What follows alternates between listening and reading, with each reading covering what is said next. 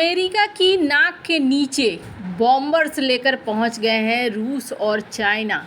जानेंगे अलास्का में क्या धमाल मचा है, तो वहीं यूक्रेन ने भारत को क्या धोखा दिया है। भारत की एक बेहद महत्वपूर्ण जानकारी को लीक कर दिया है। जियोपॉलिटिक्स में बहुत कुछ चल रहा है, हमेशा की तरह जानने को मिलेगा बहुत कुछ। आइए जानते हैं इन खबरों को विस्तार से। एक तरफ अमेरिका में जहां हलचल अभी मची हुई है और इस हलचल के बीच में कि जो बाइडेन सत्ता में रहेंगे कि नहीं रहेंगे, फिलहाल तो राष्ट्रपति हैं, उन्होंने संबोधन भी दिया है। वहीं दूसरी तरफ चीन 2 H-6 सीरीज के विमानों ने रूसी Tu-95 बमबर्सकों के साथ बुधवार सुबह अमेरिका के अलास्का के पास हवाई क्षेत्र में उड़ान भरी। ये पहली बार है जब किसी भी तरह के चीनी H-6 विमानों ने इस हिस्से में उड़ान भरी है। इन विमानों के रूस के ठिकानों से उड़ान भरने की संभावना जताई गई। एक आधिकारिक विज्ञप्ति के अनुसार अमेरिका और कनाडा की संयुक्त उत्तरी अमेरिका एरोस्पेस कमांड ने 24 जुलाई 2024 को अलास्का वायु पहचान क्षेत्र में उड़ान भर रहे 2 रूसी Tu-95 और 2 पीपल्स रिपब्लिक ऑफ चाइना के विमानों का पता लगाया, उन्हें ट्रैक किया और रोका। इसमें कहा गया कि अमेरिका और कनाडा के नॉरेड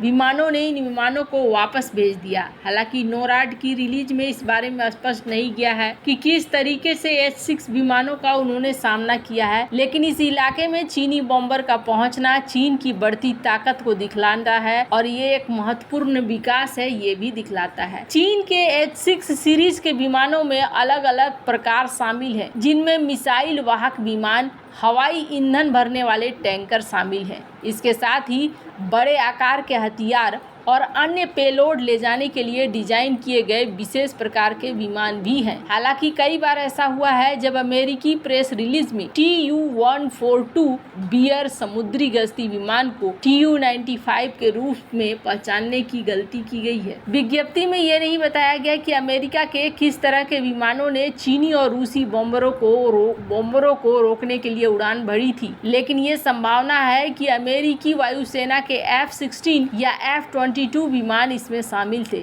अप्रैल में अमेरिकी वायुसेना ने अलास्का में एक F-16 स्क्वाड्रन को अद्वितीय रक्षा इकाई में बदल दिया है। वहीं रॉयल कनाडाई वायुसेना के पास वर्तमान में एकमात्र लड़ाकू विमान F-18 हॉर्नेट सेवा में है। उत्तरी अमेरिका एरोस्पेस डिफेंस कमांड ने बताया है कि रूसी और PRC विमान अंतर्राष्ट्रीय हवाई क्षेत्र में रहे हैं और अमेरिकी या कनाडाई हवाई क्षेत्र में प्रवेश नहीं किया है। बयान में कहा गया कि अलास्का ADIZ में रूस और चीन की इस गतिविधि को किसी खतरे के रूप में नहीं देखा जाता है और नोराड उत्तरी अमेरिका के पास प्रतिस्पर्धी गतिविधियों की निगरानी करेगा, किसी की भी मौजूदगी का सामना करेगा। वैसे आपको बता दूं, ये दूसरी बार हो रहा है। पहले तो यहाँ इन्होंने अपने नेवल बेस को भेजा था, पहले तो यहाँ इन्होंने अपने नौसेना को भेजा था और अब यहाँ वायुसेना को भेज रहे हैं। अमेरिका और कनाडा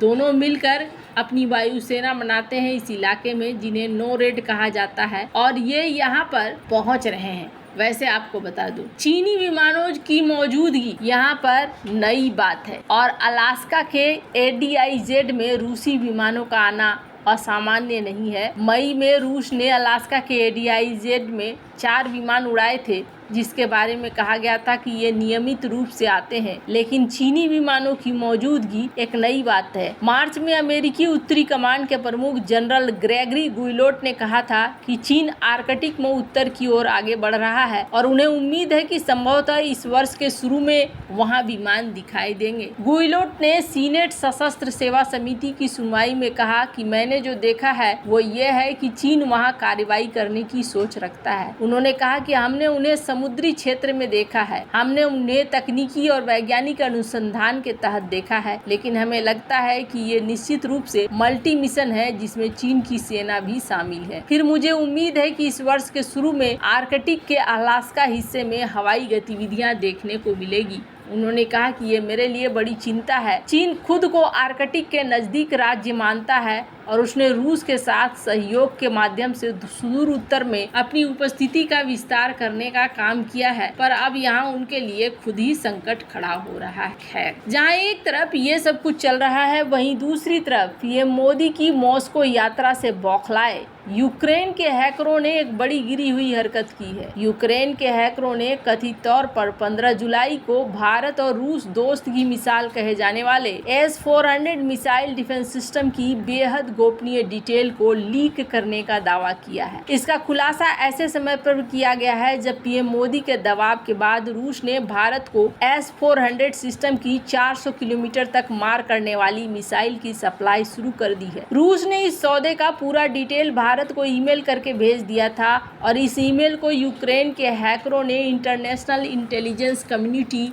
इनफॉर्मना पाल्म की मदद से इस ईमेल को हैक कर लिया और भारत को भेजे जाने वाले कई हथियारों की डिटेल को हासिल कर लिया है। अब यूक्रेनी हैकरों ने इस बेहद संवेदनशील सूचना को सार्वजनिक करने का दावा किया है, जिसका फायदा चीन और पाकिस्तान जैसे भारत के दुश्मन उठा सकते हैं। हालांकि अभी तक यूक्रेनी हैकरों के इस दावे की भारत या रूस ने पुष्टि नहीं की है। इससे पहले पीएम मोदी की रूस के यात्रा के बाद यूक्रेन के राष्ट्रपति जेलेंस्की बुरी तरीके से भड़क उठे थे। उन्होंने कहा था कि भारतीय प्रधानमंत्री खूनी हत्यारे के गले लग रहे हैं। रूस ने इस यात्रा से ठीक पहले यूक्रेन के बच्चों के हॉस्पिटल पर एक बड़ा हमला किया था, जिसमें कई बच्चे मारे गए थे। पीएम मोदी की इस यात्रा का बदला लेने के लिए यूक्रेनी हैकरों ने इन्फॉर्म नापाम की मदद से भारत और रूस के बीच हथियारों की डील को सार्वजनिक कर दिया। इसमें S-400 सौदे की हर डिटेल भी शामिल है।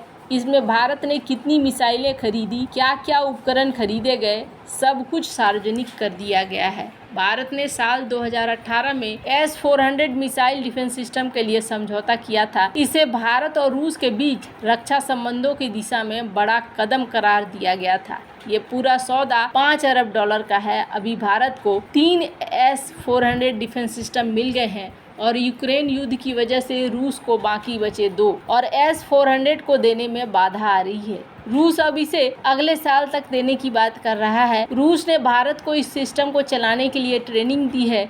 रूस भारत को सबसे ज्यादा हथियार देता है और इस सूचना के लीक होने से उनकी सुरक्षा प्रणाली पर सवाल उठ रहे हैं। यूक्रेनी हैकरों ने S-400 की मिसाइल संख्या, सभी उपकरणों के कोड और यहां तक के कलपुर्जों तक की जानकारी को सार्वजनिक करने का दावा किया है। इसमें यह भी बताया गया है कि रूस की ओर से भारत को कितने तरीके के मिसाइलों को दिया जाएगा। इसमें एक ईमेल व्लादिमीर चेरकोव का है, जिसमें S-400 डिवीजन के बारे में है। व्लादिमीर मॉस्को स्टेट यूनिवर्सिटी के एयर डिफेंस डिपार्टमेंट के हेड हैं। यूक्रेनी हैकरों का ये दावा अगर सही है तो भारत को बड़ा झटका लगा है। भारत ने पाकिस्तान और चीन से निपटने के लिए ये सिस्टम खरीदा था, लेकिन अब इसकी जानकारी दुश्मनों को मिल गई है। इसी बीच अब खबर आ रही है कि पीएम मोदी की यात्रा के बाद रूस ने भारत को 120 super long range surface to air missile को भारत को आपूर्ति करनी शुरू कर दी है। इससे भारत को पाकिस्तान के खिलाफ बड़ी सैन्य बढ़त मिल जाएगी। इस मिसाइल के लिए भारत ने बालाकोट हवाई हमले के बाद ऑर्डर दिया था। उस समय ये आवश्यकता महसूस की गई थी कि भारत को पाकिस्तान पर बढ़त हासिल करने के लिए इस मिसाइल की जरूरत है। S-400 की मिसाइल को दुनिया में बेस्ट माना जाता है और इसकी रेंज 400 किलोमीटर तक है। वैसे आपको क्या लगता है इन सब मामले में, आपकी क्या राय है, कमेंट कर जरूर बताएं। जल्द मिलते हैं अगले वीडियो में नई खबर के साथ।